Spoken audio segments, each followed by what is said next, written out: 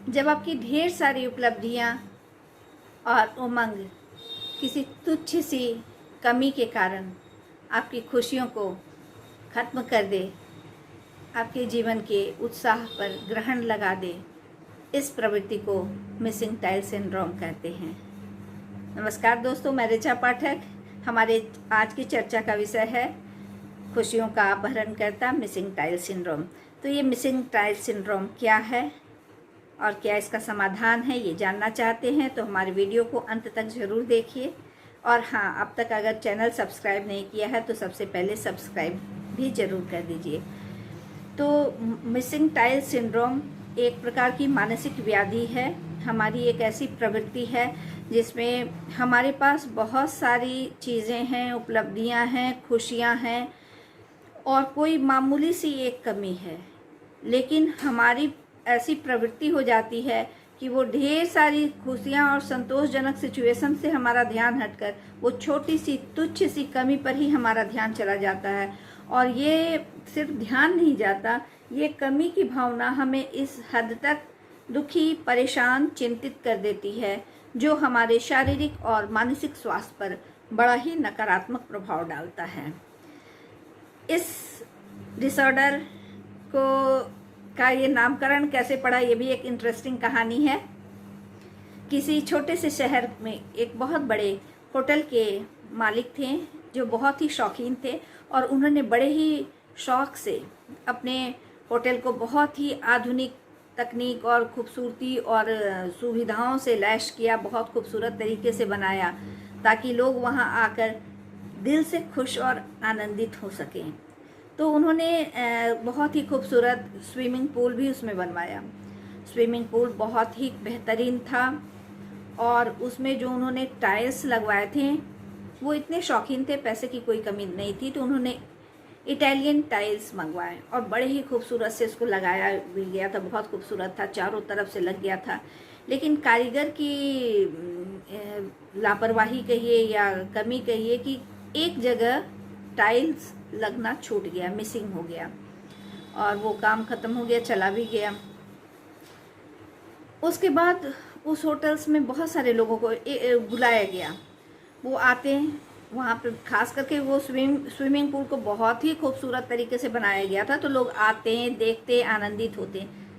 अचानक से उनका ध्यान उस जगह पे जाता है जहाँ की टाइल्स जो थी वो मिस थी। जैसे वहाँ पे ध्यान जाता वहीं पे ध्यान अटक जाता और वे फिर सारी चीज़ें भूल जाते, सारी खूबसूरती, सारी सुविधाएं, सारी अच्छी चीज़ें ध्यान से निकल जाती और बार बार उस मिसिंग टाइल पे ही ध्यान जाता। ऐसा कई लोगों के साथ हुआ और जब वो वहाँ से लौटते तो इस नकारात्मक फीलिंग के साथ, ये होता तो अच्छा लगता, बहुत बेकार लग रहा था, तो सारा किया हुआ बेकार हो गया, सारी मेहनत, सारा पैसा उनका बर्बाद हो गया। तो कोई एक आदमी जो था वो खुश होकर नहीं जा रहा था। सच पूछिए तो ये एक प्रकार का प्रयोग किया गया था, मनोवैज्ञानिक प्रयोग किया गया था लोगों की मनोवृत्ति को देखने के लिए।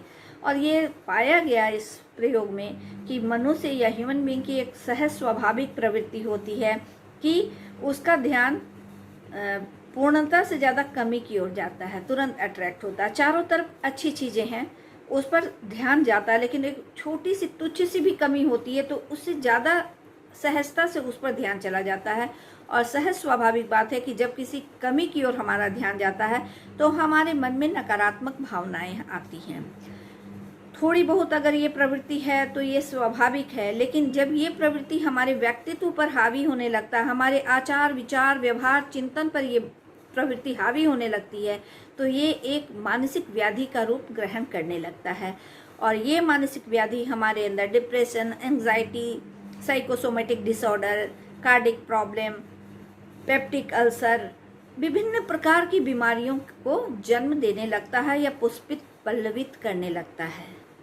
तो हमारे साथ ऐसा क्यों होता है? कई बार आपने देखा होगा, बहुत सारे लोगों को देखा होगा, उनके बच्चे बहुत अच्छे, बहुत प्यारे, सब कुछ ठीक है, वो पड़ोस में गए, पड़ोस के बच्चे बहुत अच्छा परसेंटेज लाए या किसी चीज़ में उन्होंने बहुत अच्छा अचीवमेंट किया, तो वो जो पड़ोस का बच्चा है वो एक परफेक्ट चीज़ है उनको लगी और उसमें उनका जो बच्चा, उससे उन्होंने जाने अनजाने अपने बच्चे की कंपेरिजन शुरू कर दिया और उनका जो बच्चा है यहाँ पे उसमें वो चीज़ें, वो प्रवृत्ति नहीं पाई गई, तो वो मिसिंग टाइल्स हो गया।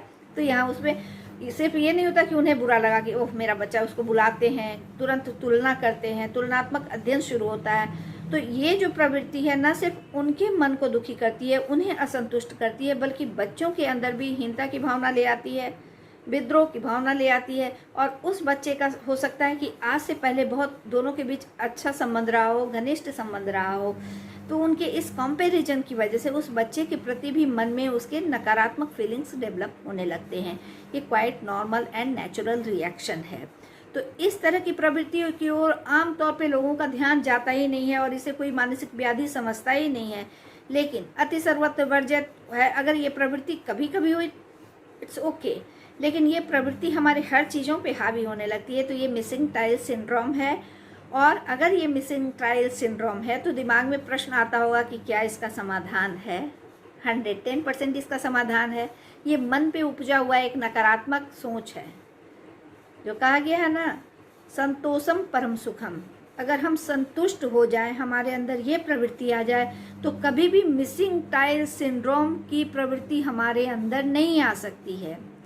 हमारे ये जो नकारात्मक प्रवृत्ति होती है कि सब कुछ अच्छा है हमारे जीवन में, आपके जीवन में सब कुछ बढ़िया मिल रहा है, लेकिन सबको सब कुछ तो नहीं मिल सकता है। हम इस सच्चाई को शायद ही कभी स्वीकार करते हैं। अगर हम इन बातों को स्वीकार कर लें कि जो हमें ईश्वर ने दिया है बढ़िया है, तो ये स्थिति नहीं आती है। लेकिन ना, हम ऐसा कभी नहीं करते हैं। हम दूसरों से कंपेयर करते हैं, अरे उसके पास है हमारे पास नहीं है, और ये नहीं सोचते हैं कि हमारे पास बहुत चीज़ें हैं जो उसके पास नहीं हैं।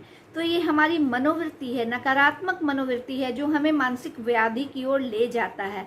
और ये मानसिक व्याधि हमारे शारीरिक स्वास्थ्य को भी बुरी तरीके से प्रभावित करता है। ये एक प्रवृत्ति है, जो प्रवृत्ति एक विकार का रूप सहज ले सकता है। इसका उपाय क्या है? इसका उपाय भी हम लोगों के हाथ में है। हम लोग इसका समाधान कर सकते हैं। इसको सबसे आसान तरीका ये है, थैंकफुल बनिए। आपके पास जो कुछ भी है, बहुत सारी चीज़ें आप सब, हर इंडिविजुअल मैं कहती हूँ, आप सब की ज़िंदगी में कुछ एक ऐसी बेहतर चीज़ है जो दूसरों के पास नहीं है। तो जो आपकी आदत है कि दूसरों के पास है मेरे पास नहीं है, वो मत देखिए, अरे वाह ये चीज़ें मेरे पास हैं उसके पास नहीं है, तो मुझे भगवान ईश्वर का थैंकफुल होना चाहिए। तो अगर हम थैंकफुल हो जाएं आदतन हर चीज़ के लिए, जो भी हमारी ज़िंदगी में अच्छी चीज़ें आई हैं उसके लिए भगवान का आशीर्वाद, उनकी नेमत समझ के हमें हमेशा आभारी महसूस करना चाहिए और खुश रहना चाहिए। जो है जितना है हमारे लिए वही अच्छा और बेहतर है।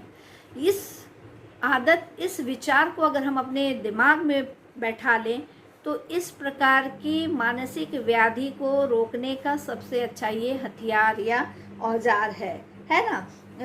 जिन चीज़ों को आपको ईश्वर की नेमत आपने समझी है उसको बचा के रखना है, और जो चीज़ें नहीं हैं प्रयास करिए, अगर आपके हाथ में है प्रयास जरूर करना चाहिए, भाग्य भरोसे छोड़ना नहीं चाहिए।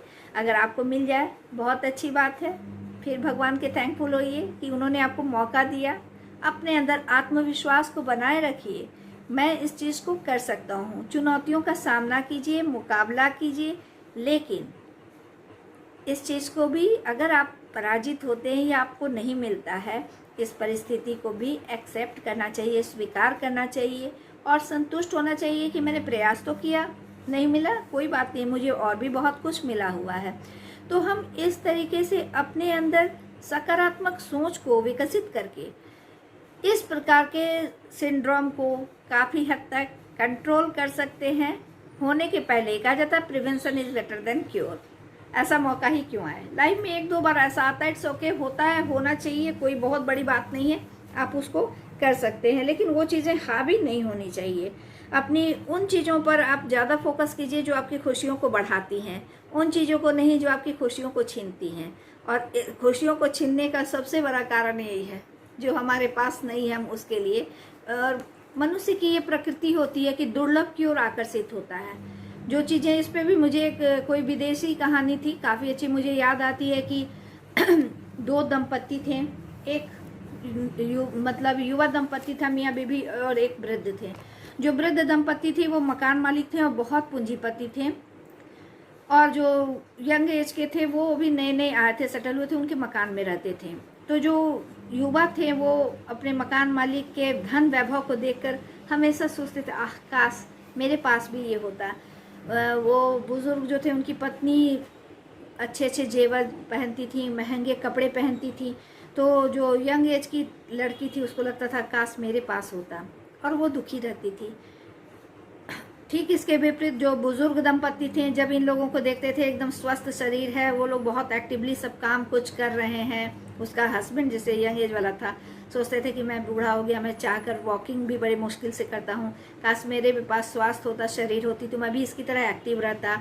जो हर जगह मुझे गाड़ियों से जाना पड़ता है मैं भी पैदल चलता। तो उनको एक आह सी उठती थी। और उसके सर पे इतने काले काले घने बाल हैं, मेरे बाल हैं ही नहीं। उसी तरीके से जो बुजुर्ग महिला थी वो सोचती थी कि अरे वाह वो कितना बढ़िया से सब चीज़ बना रही है, खिला रही है, घूम रही है, और मेरे पास दवाइयाँ हैं, मैं कुछ खा भी नहीं सकती, लोग उसकी तरह एक्टिव भी नहीं हूँ। कहने को मतलब चारों असंतुष्ट थे, जबकि चारों को संतुष्ट होना चाहिए था।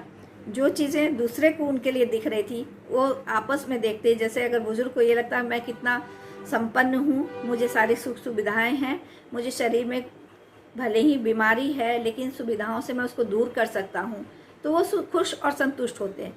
युवा दंपति सोचते हैं कि मेरे पास भले ही पैसा नहीं है तो क्या है, मेरे पास शरीर है, मेरे पास एनर्जी है, तो वो भी खुश रहते, लेकिन खुश कोई नहीं था। तो यही प्रवृत्ति होती है मिसिंग, कि जो नहीं है उसके लिए हम खोजते हैं। जो शादीशुदा हैं वो सोचते हैं बेकार मेरी शादी हुई, जो बैचलर है कितने मस्ती से ज़िंदगी जी रहा है। जो बैचलर हैं शादीशुदा को देखते हैं वाह क्या ज़िंदगी का वो आनंद उठा रहा है, मेरे पास तो है ही नहीं। जो बेरोजगार हैं वो रोज़गार को देखकर खुश हो रहे हैं। जो काम में बिजी हैं उनके पास किसी चीज़ का वक्त नहीं, सोचते हैं काश मैं भी उसकी तरह खाली रहता तो मैं लाइफ को एंजॉय करता। तो ये सारे दुख का कारण क्या है कि जो हमारे पास है हम उसको इग्नोर कर रहे हैं, और जो नहीं है उसके लिए हम आहें भर रहे हैं। तो जो है उसके प्रति हमें थैंकफुल होना चाहिए और संतुष्ट होना चाहिए। अगर हम इतनी सी बात कर लें तो हर इंसान अपनी ज़िंदगी में खुश और संतुष्ट हो सकता है, और इस प्रकार के मिसिंग टाइल सिंड्रोम वाली प्रवृत्ति उसके अंदर जड़ जमाने से डरेगी, भागेगी। तो इस प्रकार से हम लोग अपने वे ऑफ थिंकिंग को, सोचने के का जो तरीका है, विचार शैली है, उसमें परिवर्तन लाकर अपनी समस्याओं का जड़ से समाधान कर सकते हैं। आपको अगर इस तरह के वीडियोस अच्छे लगते हैं तो लाइक शेयर जरूर कीजिए, ताकि अधिक से अधिक लोगों लाभान्वित हो सकें। थैंक यू, धन्यवाद।